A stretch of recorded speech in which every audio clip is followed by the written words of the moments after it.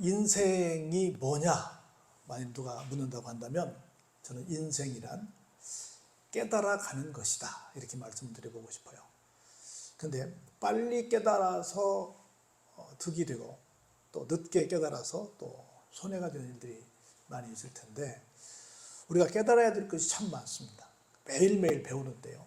배운다는 걸 다른 말로 말하면 깨닫는다. 그렇게 말씀드릴 수 있을 텐데 뭘 깨달아야 될까? 뭘 배워야 될까를 생각해 보면 첫 번째는 우리 인생이 참 유한하다. 어떤 사람들은 참 인생이 상당히 길 것처럼 어떤 경우는 또 영원할 것처럼 생각하는데 그렇지 않다.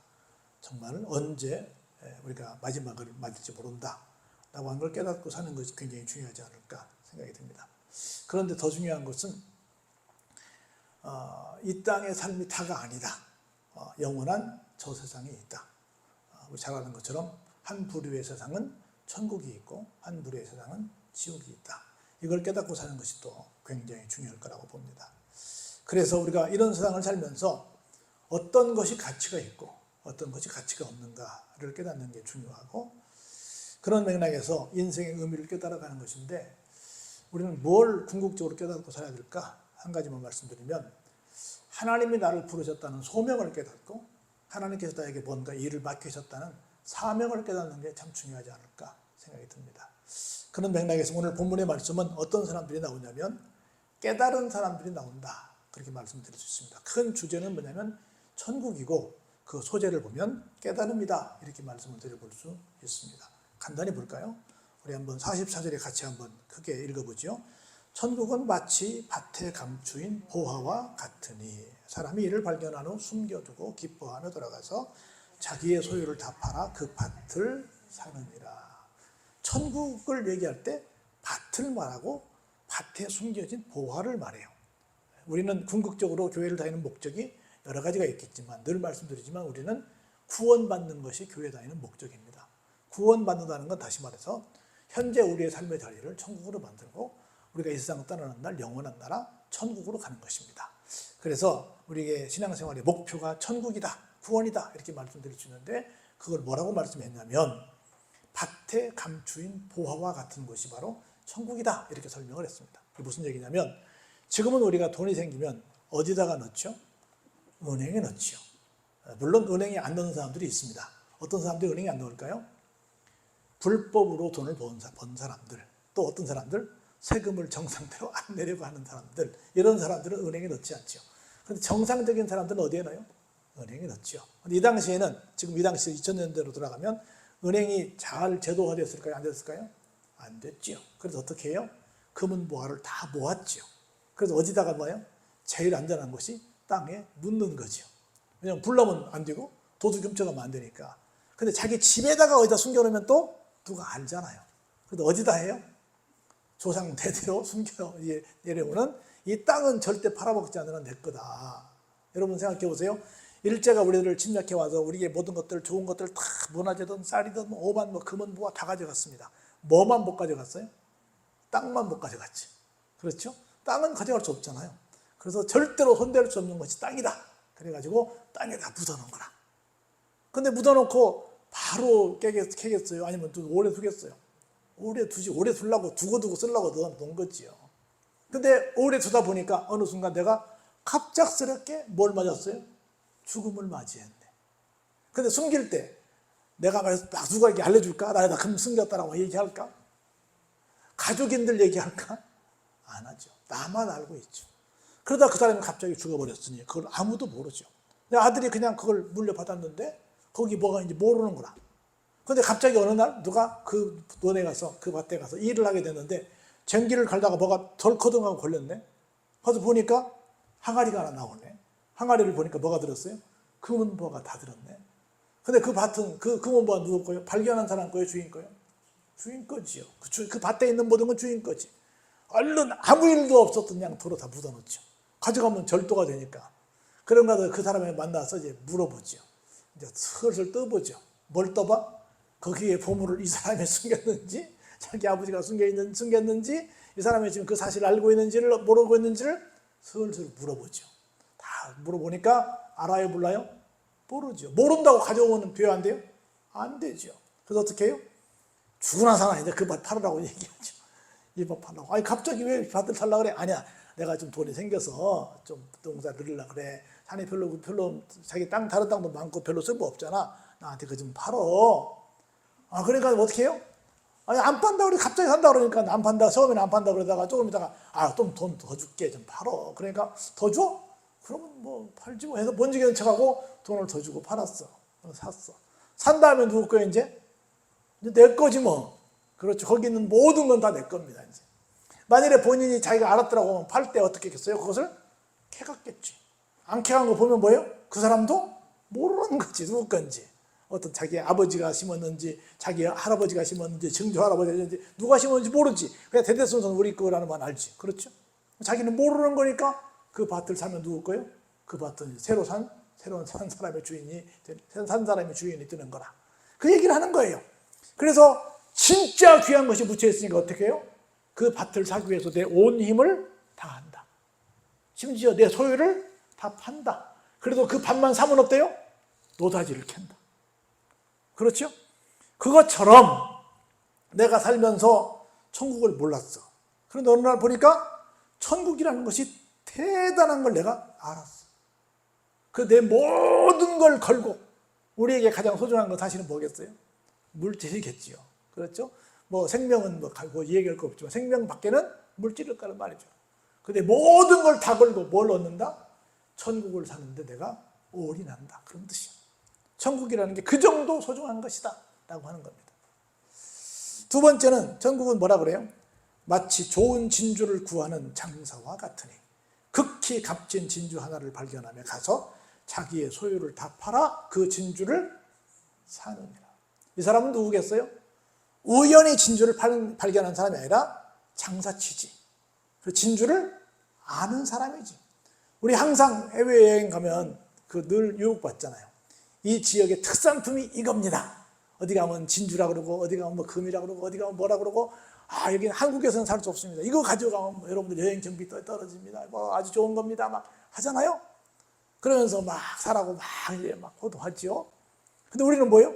다 좋게 보이지. 다 진주 같지. 사와서 보면 어때요? 가짜가 많고 또 상중 하중에 하품이 많고 뭐 자기들은 못 팔아먹는 거 막 그런 거 팔잖아요.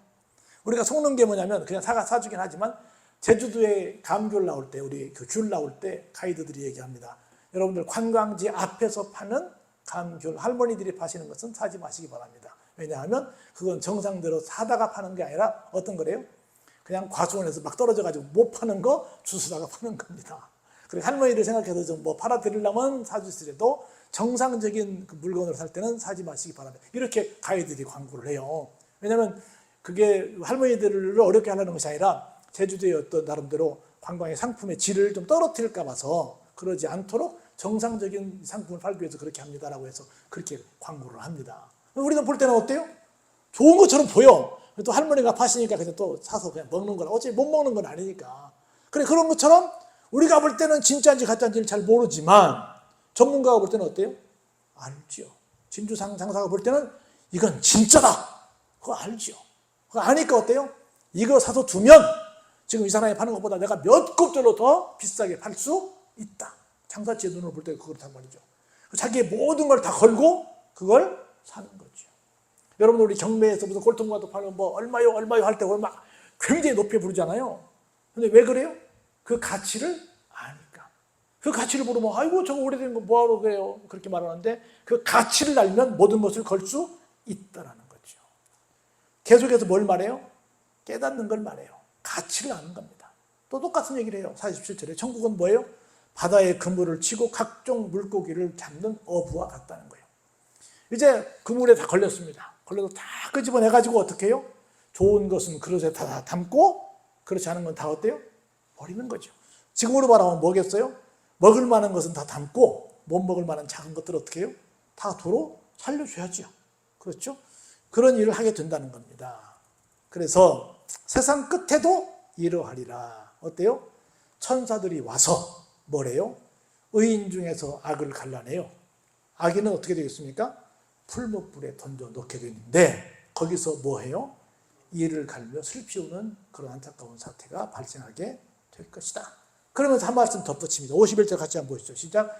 이 모든 것을 깨달았느냐 하시니 대답하되 그러합니다 라고 대답을 했어요.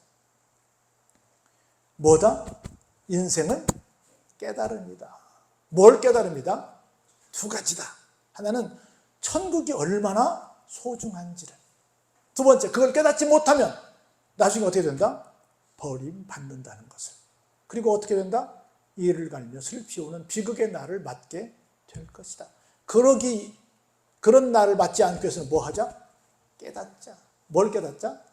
내 모든 것을 걸고 얻어야 될 것, 반드시 차지해야 될 것이 뭐다?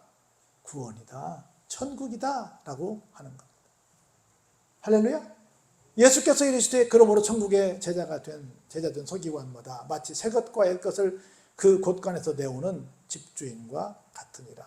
그러면서 예수님께서 이런 모든 말씀을 마치고 난 다음에 어디로 가십니까? 고향으로 돌아가십니다.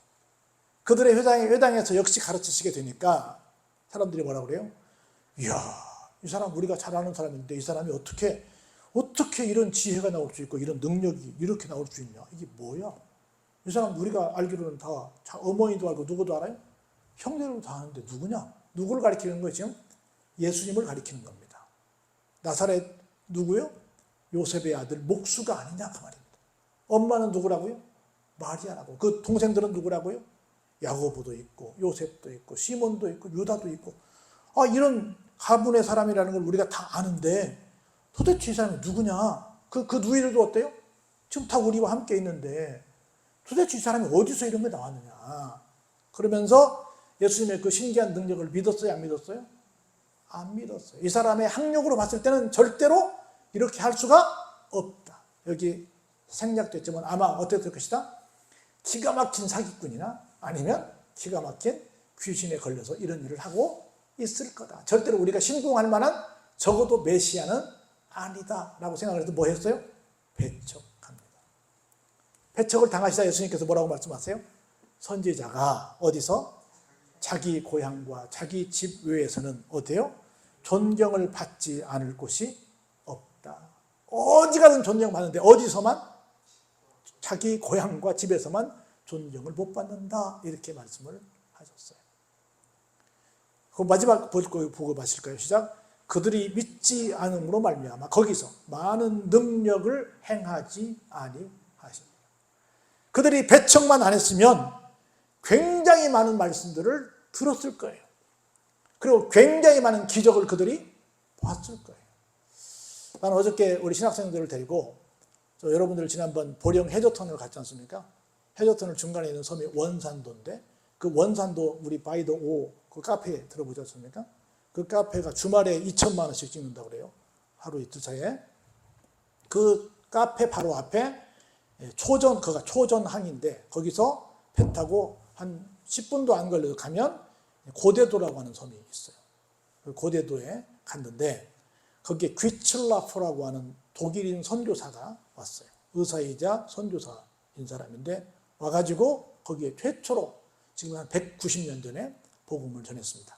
이제 이 정부에다가 다시 임금한테 나 좀 입국 좀 하게 좀 허락 좀 해달라 하면서 한 20여일 정도 거기 머물러 있게 있으면서 거기 고대도 조금 더 오른쪽으로 가면 거기서 오른쪽에 있는 것은 안면도, 조금 더 북쪽으로 가면 장고도, 왼쪽으로 돌리면 삽시도, 그리고 이제 더 왼쪽으로 나오면 이제 원산도, 그리고 조금 더 나가면 이제 그 호도, 녹도 그렇게 해서 그리고 그렇게 연결되는 그 섬들의 다도회가 있는 그 섬들의 가운데 있는 섬이 이 고대도라고 하는 곳인데 그 고대도를 다녀왔어요. 근데 그 고대도를 필두로 해서 고대도, 장고도, 이쪽에 안면도, 저쪽에 삽시도, 이쪽 원산도를 돌면서 한 20일 동안 가서 복음을 전했어요. 최초로 여러분들 감자 드시잖아요. 독일에서 감자를 그 양반이 들고 왔고 우리 포도 먹잖아요. 포도주를 내는 방법을 그냥 알려줬고 그 양반 덕에 우리가 지금 그런 것들을 먹고 있는데 그걸 들고 와서 또 감기 걸린 사람들 많이 감기 환자도 고쳐주고 하면서 한 20여일 동안 거기서 사역을 했는데 그 열매가 얼마나 큰지 모릅니다. 잠깐 나는 굉장히 마음에 충격을 받았어요. 내가 여기 와서 17년 동안 살면서 이 동네 사람들에게 어떤 영향을 끼쳤을까. 근데 그 사람은 20일 동안 있다 갔는데 그렇게 대단한 일을 했는데 이게 뭘까. 그러면서 참 어저께 여러 번 다녀왔는데 어제 또 이제 신학생을 데리고 다녀왔는데 어제 또 가서 새로운 또 느낌을 도전을 또 받고 왔어요. 그래서 배척하지 않으니까 불과 한 달도 아니면 짧은 세월 동안 이제 궁에다 연락을 해서 군에서 연락이 오는 동안에 기다리면서 있었는데 그 어간에 잠깐 동안 가서 그렇게 했는데 그렇게 믿음의 열매가 맺힌 것처럼 우리는 어떨까? 배척만 하지 않으면 어떨까? 그들이 믿지 않음으로 말미암아 어때요? 거기서 많은 능력을 행하지 아니하십니다. 많은 능력을 행하시고 많은 말씀을 해줄 수 있는 기회를 드렸으면 얼마나 좋았을까? 오늘 우리 마음은 어떨까? 그래서 우리가 궁극적으로 깨달을 것이 뭘까를 생각해 보면서 하나님 보시기에 합당한 깨달음의 삶을 사는 그래서 인생의 의미를 깨닫고 사는 여러분 다 되시길 주의 이름으로 축원합니다.